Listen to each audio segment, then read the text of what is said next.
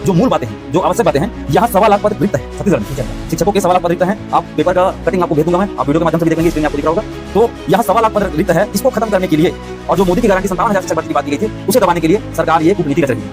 ये छत्तीसगढ़ के साथ छलावा, धोखा, दगेबाजी, जिन जिन शब्दों का प्रयोग कर सकते हैं वो कम नहीं। जी सर। नमस्कार साथियों, आज हम एक ज्वलंत मुद्दे पर चर्चा करने वाले हैं। बहुत बड़ी ज्वलंत मुद्दा है छत्तीसगढ़ के लिए, और खास करके जो शिक्षक भर्ती का तैयारी कर रहे हैं और हमारे जो प्रदेश के जितने भी लाखों बच्चे, युवा सब जो तैयारी कर रहे हैं और पढ़ रहे हैं, जो बच्चे स्कूलों में, उनके लिए भी ये बहुत बड़ी मुद्दा है, जिस मुद्दे पर हम बात करने वाले हैं। पहला है आपका युक्तिकरण और दूसरा है आपका सेटअप 2008, जिसमें कटौती किया जा रहा है शिक्षकों के पद का। इस पर हम चर्चा करने वाले हैं। तो हमारे साथ जुड़ चुके हैं उमेश भारती सर, उनके साथ हम मिल करके चर्चा करेंगे, बात करेंगे आगे कैसे कैसे क्या क्या होगा। ठीक है, देखते रहिए पूरा वीडियो। सर, इसमें मैं ये पूछना चाह रहा था कि युक्तिकरण आसान भाषा में हमारे ऑडियंस को समझाना चाहिए, तो आपका जवाब क्या होगा? इसमें मेरा 2 तरह से जवाब दे सकता हूँ मैं, एक पॉजिटिव एक निगेटिव। पॉजिटिव तो सरकार आपको बता ही रही है, पूरी जनता को बता रही है कि युक्तिकरण से पॉजिटिव रिजल्ट आने वाला है, और लोग मान भी रहे हैं। इसके जो निगेटिव पॉइंट है उसको नहीं समझ पा रहे हैं। पॉजिटिव पॉइंट में लेकर के चलते हैं तो कम या सीमित संसाधनों का बेहतर से बेहतर उपयोग करना या फिर जुगाड़ करना। उदाहरण के लिए यदि देखा जाए तो मेरे घर में 10 सदस्य हैं। अब 10 सदस्य के लिए मुझे एक किलो सब्जी का जरूरत है जी, और मेरे पास पर्याप्त सब्जी नहीं है। अलग अलग प्रकार की सब्जी है, जैसे भिंडी है, आलू है, टमाटर, ऐसे करके मेरे पास 1 केजी है जी। अब मुझे 10 लोगों के लिए बनाना है, तो अलग अलग तरह की सब्जियों को मिला करके मैं बना सकता हूँ, यानी कि काम ले सकता हूँ। तो ये कहा जाए तो ये पॉजिटिव है ये। अब यही इसी चीज को हम अतिशेष शिक्षक को लेंगे। अब शहरी क्षेत्र में अतिशेष शिक्षक है, उनको ग्रामीण क्षेत्र में भेजा जा रहा है, तो ये पॉजिटिव बात है। ठीक है, अब इसी के निगेटिव में जाते हैं, जिसका निगेटिव पॉइंट को सरकार बताने को तैयार ही नहीं, समझा ही नहीं रही है। तो हम निगेटिव पॉइंट में जाएंगे। तो इसमें संसाधनों की कटौती करके कार्यभार को बढ़ाना, जिससे गुणवत्ता में कमी आएगी। वो तो आएगी सर, गुणवत्ता में कमी। इसके ऊपर और विस्तृत चर्चा करेंगे हम कि इसके दीर्घकालिक और तत्कालिक परिणाम क्या क्या हो सकता है। लेकिन समझने वाली बात यह है कि मैं यदि नकारात्मक पॉइंट की बात करूं तो इसका उदाहरण है, अब 10 लोग मेरे घर में हैं। 10 लोग मेरे घर में हैं, अब सब्जी बनाना है उनके लिए। 1 किलो सब्जी का जरूरत है मुझे। अब मैं 1 किलो की जगह में 1 पाव का उपयोग कर रहा हूँ, तो ये असंतुष्टि या कहा जाए तो साधन की अनुपलब्धता होगी। ठीक है, जिसमें क्वालिटी का भी गिरावट आएगी। गिरावट तो आएगी, क्वालिटी की ज्यादा गिरावट है नहीं, असंतुष्टि होगी। जितनी आवश्यकता है उतना पूर्ति नहीं होगी। तो जो थाली भर खाने वाला है वो आदमी थोड़ा सा खा करके शांत रहना पड़ेगा उसको। ठीक है, ऐसी है। अब आगे क्या बोल रहे थे आप? सर, इसमें ये 2008 का सेटअप अभी तो लागू है। तो इसमें चेंजेस कर रहे हैं, तो किस प्रकार इसमें चेंज हो रहे हैं छत्तीसगढ़ शासन द्वारा?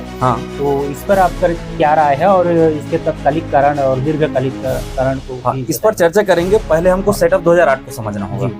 सेटअप 2008 में क्या है कि जो पीआरटी है, प्राथमिक शाला है, उसमें स्टूडेंट टीचर रेशियो देखा जाए तो आपका 30 स्टूडेंट के पीछे 1 टीचर होना चाहिए। लेकिन सेटअप कहता है कि कभी कभार कई स्कूलों में बच्चे कम होते हैं। अब उस स्थिति में ऐसा तो नहीं है कि टीचर ही नहीं रखें। जी। अब 30 से कम बच्चे हैं तो ऐसा नहीं है कि टीचर ही नहीं रखना, ऐसा तो नहीं हो सकता। तो उसके लिए सेटअप बनाया गया 2008 में, जिसके तहत देखा जाए तो 40 बच्चे के पीछे 1 टीचर प्लस 1 HM, यानी कि हेड मास्टर। तो यहाँ 2 टीचर हो जाते हैं पढ़ाने के लिए। 18 सब्जेक्ट हैं। अब इसी के जगह में हम देखते हैं अभी जो नया सेटअप की बात की जा रही है, इसमें 60 बच्चों के पीछे 1 HM प्लस 1 टीचर की बात कर रहे हैं। यानी कि वही 18 सब्जेक्ट को 60 बच्चे को पढ़ाने के लिए केवल 2 टीचर रहेंगे। अच्छा, इसमें 1 टीचर का और बढ़ना चाहिए ना, 1 टीचर बढ़ना चाहिए। नियम से देखा जाए कर रहे हैं 1 टीचर का कमी किया जा रहा है। इसी प्रकार हम मिडिल में भी जाएंगे तो मिडिल में भी ऐसी कटौती किया जा रहा है। और इसी प्रकार हम अपर मिडिल में जाते हैं या हायर में जाते हैं, तब भी यही कंडीशन हमको देखने को मिलेगा, जिससे शिक्षकों की पदोन्नति पर भी प्रभावित होगी। वो तो होगी। और बच्चों की शिक्षा की गुणवत्ता प्रभावित भी होगी। इसके हम तत्कालिक कारण की यदि बात करें तो तत्कालिक कारण में शिक्षकों का जो वर्तमान में पदस्थ शिक्षक है, उनका जो प्रमोशन होना है वो रुक जाएगा। और दीर्घकालिक पर देखा जाए तो छत्तीसगढ़ अशिक्षा के उस अंधकार में दबने वाला है, उस अधिकार में पहुंचने वाला है जिसकी कल्पना आज तक कोई नहीं कर पाए। बड़े बड़े शिक्षाविद भी इसके बारे में चर्चा नहीं कर रहे हैं, जो कि हमारे छत्तीसगढ़ के लिए दुर्भाग्य, हमारे भारत देश के लिए दुर्भाग्य है। शिक्षा एक मूलभूत इकाई है जो जीवन स्तर को ऊपर उठाने में, दुनिया को समझने में और आगे अपना जो आर्थिक स्थिति है उसको सुधारने में तरह तरह की जो बातें हैं, हम जो इक लगा लेते हैं, आर्थिक, सामाजिक, नैतिक, है नहीं, सामाजिक और राजनीतिक, ऐतिहासिक, जितने भी इक वर्ड है, हाँ, जो इक वर्ड है, या फिर इज्म कह लो आप इंग्लिश में, हाँ, इंग्लिश में इज्म बोल लो, पॉलिटिशियन, पॉलिटिकल, इल बोल लो, तो ये जो सारे पॉइंट है ना, वो कहीं ना कहीं शिक्षा के बीच में घूमता है जी। आज हमारा भारत देश आजाद है, 1947 में भी आजाद हुआ, तो इसमें पढ़े लिखे लोगों का योगदान ज्यादा। हाँ, पढ़े लिखे लोगों का योगदान, क्योंकि जब तक के पढ़े लिखे लोग भारत के बारे में नहीं सोचते कि कैसे अंग्रेजों को हराया जाए, कैसे उनको भगाया जाए, कैसे उनसे जूझा जाए, लड़ा जाए।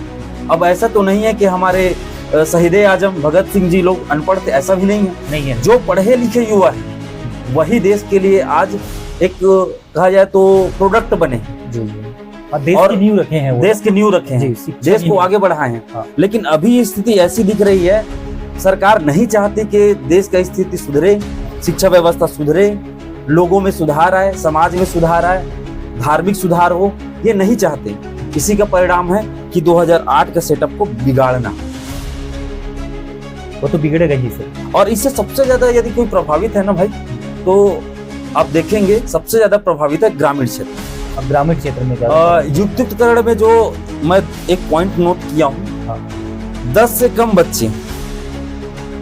कम बच्चे वाले साला को, यदि वो सिटी में है तो 30 से कम जनसंख्या वाला, 30 से कम बच्चे हो तो उसको मर्ज किया जाए। अच्छा, शहरी क्षेत्र में अच्छा 30 से कम बच्चे हो तो उसको क्या किया जाए, मर्ज किया जाए। 500 मीटर की दूरी में हो तो मर्ज कहने का मतलब ये है कि एक स्कूल में दूसरा स्कूल मर्ज होगा तो एक स्कूल तो बंद हो जाएगा।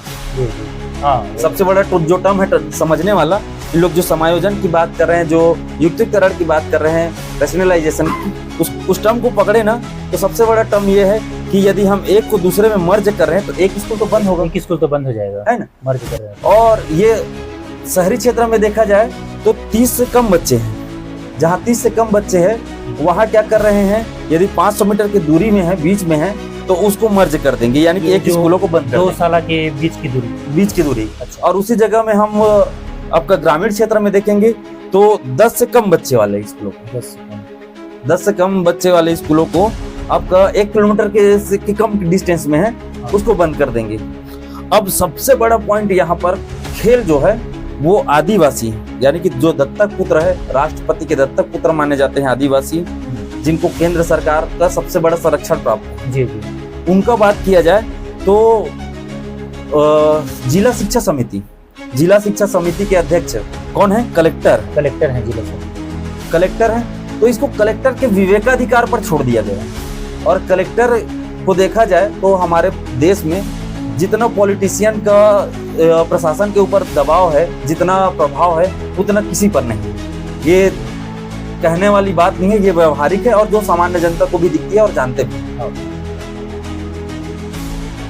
तो ये सबसे बड़ा पॉइंट है कि उनका जो स्कूल है उसको विवेकाधिकार पर छोड़ दिए गए हैं। क्या आदिवासी बच्चे या जिनके आसपास में आपका 10 से कम जनसंख्या वाले हैं, 1 किलोमीटर की दूरी में, वो क्या कुछ गलत किए हैं क्या जन्म लेकर के? नहीं, गलत तो नहीं किए हैं सर। और आप जैसे सवाल कर रहे थे, क्या बोल रहे थे कि दीर्घकालिक परिणाम। हाँ, दीर्घकालिक परिणाम, तत्कालिक परिणाम क्या होंगे, है ना?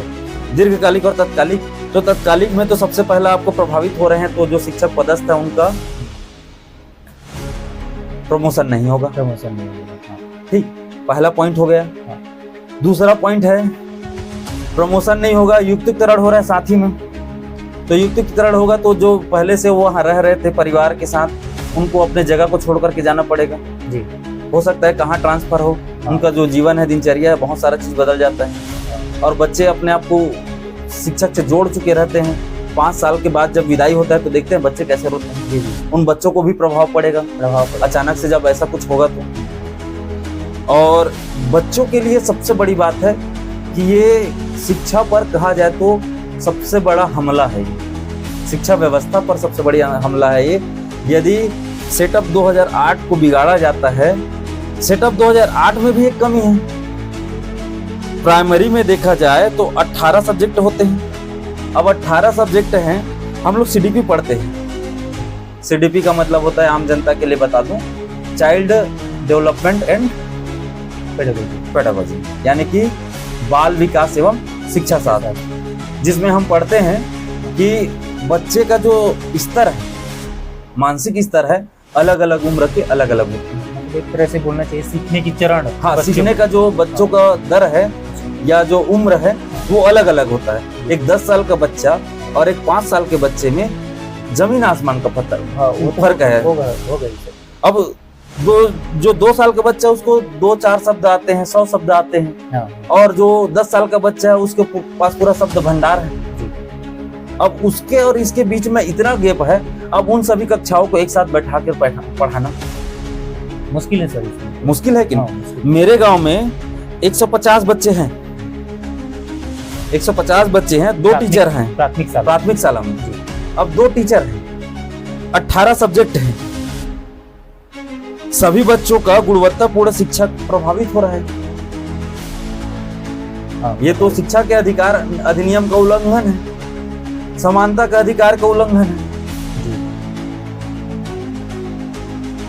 तो ये है आपका दीर्घकालिक परिणाम, जिससे छत्तीसगढ़ ही नहीं पूरा देश का जो शिक्षा व्यवस्था है वो ठप पड़ जाएगा, पूरा गिर जाएगा। अभी आपको पता है कि नहीं, न्यूज चैनल में आप देखे होंगे या पेपर के माध्यम से देखे होंगे आप कि छत्तीसगढ़ का शिक्षा का स्तर निचले से तीसरे पायदान पर। जी जी जी, आप देखे हैं ना? हाँ, न्यूज में आया था और बीच में मैं डाला भी था, दैनिक भास्कर में छपा। हाँ, दैनिक भास्कर में छपा था, निचले से तीसरे स्थान पर। अब ये स्तर छत्तीसगढ़ का है, जो कोयला खान के लिए प्रसिद्ध है, आपका लोहा के लिए प्रसिद्ध है, खनिजों के लिए प्रसिद्ध, खनिज उत्पादन में तीसरे नंबर पे आता है शायद, और टैक्स कलेक्शन में पहले नंबर पर। अभी के जीएसटी कलेक्शन पर माननीय ओपी चौधरी जी को अभी उनके लिए सम्मान मिला है, सम्मानित किया गया है कि टैक्स कलेक्शन में, जीएसटी कलेक्शन में छत्तीसगढ़ सबसे अव्वल है करके। तो छत्तीसगढ़ सब में अव्वल है, तो शिक्षा में ऐसा द्वेष भाव या दुर्भाव क्यों?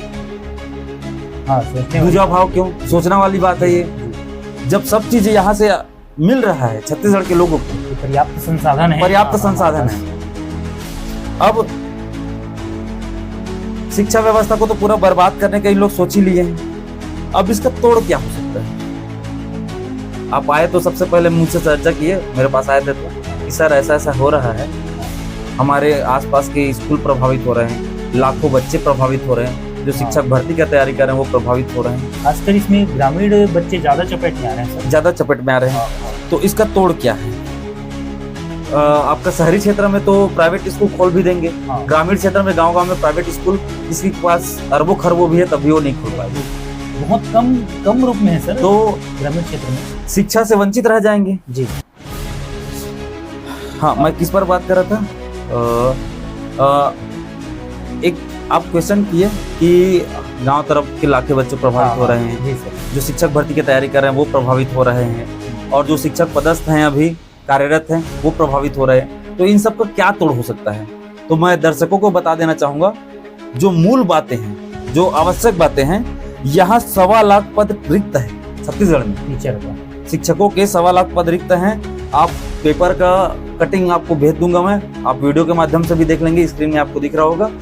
तो यहाँ 1.25 लाख पद रिक्त है, इसको खत्म करने के लिए, और जो मोदी की गारंटी 57,000 शिक्षक भर्ती की बात की गई थी, उसे दबाने के लिए सरकार ये कूटनीति रच रही है। ये छत्तीसगढ़ के साथ छलावा, धोखा, दगेबाजी, जिन जिन शब्दों का आप प्रयोग कर सकते हैं वो कम नहीं। जी सर, सबसे बड़ा पॉइंट यही है। और ये सबको यदि मेंटेन करना है, युक्तिकरण को रोकना है या सेटअप में बदलाव को रोकना है, तो 57,000 शिक्षक भर्ती के लिए पालक, रसोईया संघ, शिक्षक संघ, जितने भी डीएड बीएड डिग्रीधारी हैं वो, बेरोजगार, सबको सामने आना होगा। यहाँ तक के जो बच्चे स्कूल के प्रभावित हो रहे हैं, लाखों बच्चे, उनको भी सामने आना होगा। नहीं तो कल का हमारा छत्तीसगढ़ का भविष्य अंधकार के उस आतंक में घुस जाएगा, उस नक्सलवाद में घुस जाएगा जिसका आप कल्पना नहीं कर सकते। माननीय प्रधानमंत्री मोदी जी कहते हैं कि हम छत्तीसगढ़ से नक्सलवाद मिटाएंगे करके, लेकिन जब अशिक्षा का अंधकार इस प्रकार फैलेगा तो अशिक्षा से उनको बरगलाना आसान होगा, उनको मुख्य धारा में लौटा पाना मुश्किल होगा। सर, इसका बहुत बड़ा दुष्प्रभाव पड़ेगा। ये दीर्घकालिक परिणाम है जिनको सोचना चाहिए। आप उदाहरण के लिए देखेंगे तो जो बच्चे अभी अग्निवीर बन के गए हैं, 18 साल 20 साल के बच्चे, हाथ में गन है, पावर है, 4 साल नौकरी किए हैं, जब वो वापस लौटेंगे उनसे कोई ऊंच नीच बात हो जाए तो वो समाज में अपने आप को कंट्रोल कर पाएंगे? नहीं कर पाएंगे, बिल्कुल। क्यों नहीं कर पाएंगे? उनका पूरा जीवन पड़ा है और वो इस पड़ाव में है कि न इधर के न उधर। हाँ। वैसे ही जब शिक्षा बर्बाद हो जाएगा तो बच्चे अनपढ़ रहेंगे, अपढ़ रहेंगे, अशिक्षित रहेंगे, तो वो किस रास्ते में जाएंगे? सबसे बड़ा पॉइंट ये है जिसको समझना चाहिए। गलत राह में ले जाने के लिए क्या बोलना चाहिए, उसको सहायक के रूप में काम कर रहा है। हाँ, ये कहा जाए तो ये शिक्षा व्यवस्था को गर्त में ले जाने का है, बच्चों के भविष्य को गर्त में ले जाने का है। छत्तीसगढ़ में आईटी हब बना लो, आप चाहे कितनों भी बड़ा इंडस्ट्री लगा लो, क्या हमारे छत्तीसगढ़ के लोग केवल नौकरी करने के लिए है? नहीं ना, नौकर बन के रहने के लिए नहीं है ना। उसमें बड़े पद पर जाए, माल ढोने के लिए नहीं है, अच्छे पदों पर जाए, अच्छे पोजीशन पर जाए, अच्छी शिक्षा दी जाए, अच्छी तालीम दी जाए, तो कहीं ना कहीं छत्तीसगढ़ का विकास होगा और भारत का विकास होगा। मेरे विकास से केवल मेरा ही नहीं, मेरा परिवार का, मेरे समाज का और मेरा प्रदेश का होगा। वैसे ही छत्तीसगढ़ के एक एक बच्चे के शिक्षित होने से घर, परिवार, समाज, देश, हर कोई शिक्षित होगा, हर कोई सुधरेगा, विकसित होगा। जी सर। तो इस वीडियो के माध्यम से जो बातें थी, मूल बातें हैं, वो सारी चीजें हमने समझा दी हैं। और समझाने का मूल तत्व, मूल कारण ये है कि सरकार को यदि हम 57,000 शिक्षक भर्ती के लिए दबाव बनाए, जो उन्होंने 2 साल में पूर्ण करेंगे, मोदी की गारंटी है करके बोला था, यदि उसको पूर्ण किया जाएगा तो उनको कहीं ना कहीं तो विस्थापित करना पड़ेगा, कहीं ना कहीं उनको पद स्थापना देना पड़ेगा। और उस पद स्थापना देंगे तो सबको रोकना पड़ेगा। आपका युक्तिकरण भी रुकेगा, आपका सेटअप में बदलाव जो करे वो भी रुकेगा, लेकिन इसके लिए सबको जागृत होना पड़ेगा। यही जागरण के लिए यह वीडियो बनाया गया है और इस वीडियो के माध्यम से हम बात कर रहे हैं। आप इस वीडियो के माध्यम से हमको देख रहे हैं, तो आप सबसे करबद्ध निवेदन है, इसको छत्तीसगढ़ के एक एक व्यक्ति तक, एक एक आम नागरिक तक इसको पहुंचाए, एक एक युवा तक पहुंचाए, ताकि छत्तीसगढ़ की जो किस्मत है, जो भविष्य है, वो बदला जा सके, छत्तीसगढ़ को एक सुनहरा छत्तीसगढ़ बनाया जा सके। धन्यवाद। मैं हेमंत कुमार, मेरे साथ है उमेश भारती।